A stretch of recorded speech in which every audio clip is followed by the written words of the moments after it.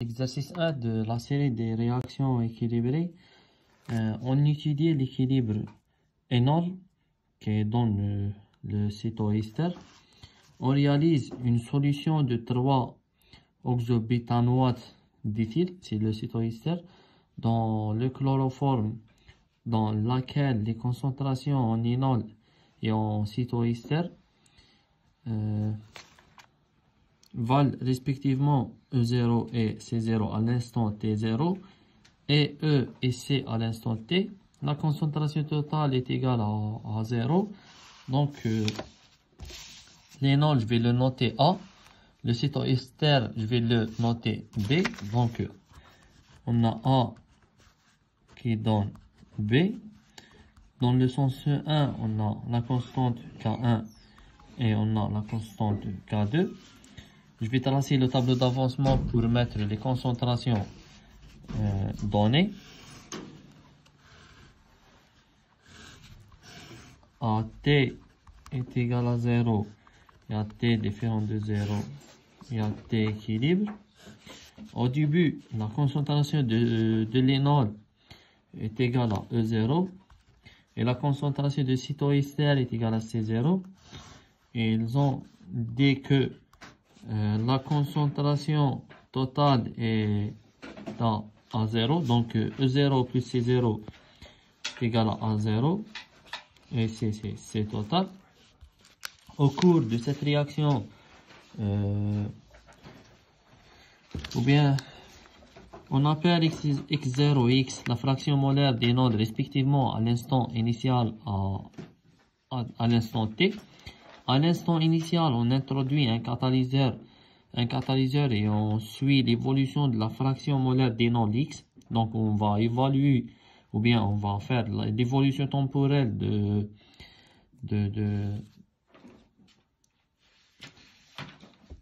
la variation de X, de la fraction molaire de X, de l'énol, X de l'énol, au cours du temps. Elle peut être déterminée par RMN, par la résonance magnétique ou par un dosage redox. Des prélèvements ont été réalisés à différents instants. Les résultats sont rassemblés dans le tableau suivant. On a les différentes valeurs de la fraction molaire, sachant que X, la fraction molaire est égale à N sur N total. Donc, maintenant, à T différent de 0,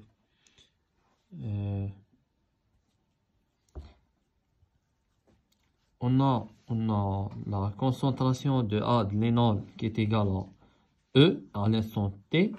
E est égal à E0 moins Y, c'est là, parce qu'on a ici la fraction X. C'est pour ça que je vais noter mon avancement Y. Et la concentration de B, C est égal à C0 plus Y.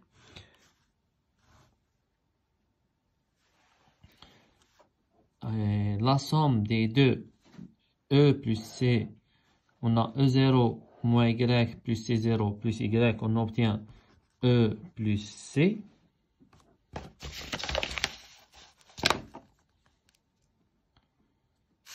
Bien sûr, c'est E0 plus C0, donc E0 plus C0, c'est A0.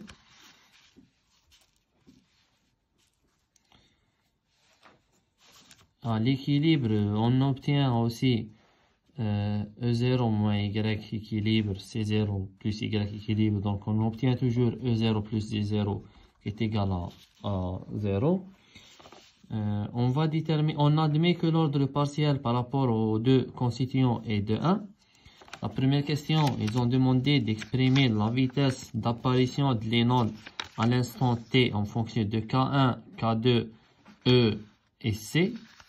Donc, connaissant la fraction molaire, on va déterminer la vitesse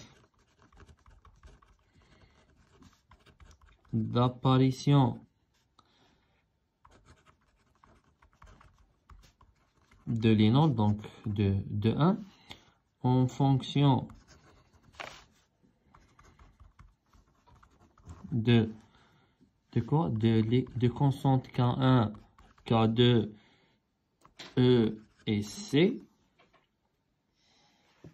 Sachant que la vitesse de l'apparition de A, c'est la vitesse de la réaction.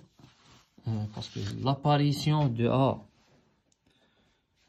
c'est à cause de la consommation de B.